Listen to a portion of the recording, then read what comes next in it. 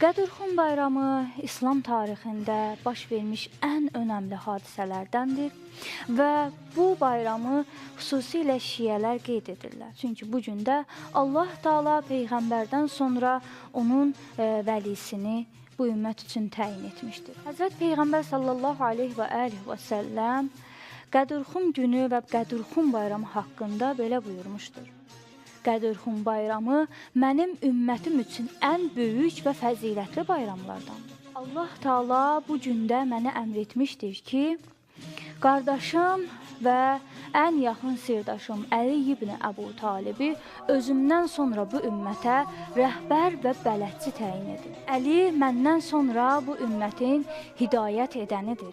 İnsanlar məndən sonra Əli ibn Əbu Talibin vasitəsilə hidayət olarlar. Bu elə bir gündür ki, Allah Taala həmin gün ümmətim üçün dinini kamilləşdirdi və nemətlərini tamamladı.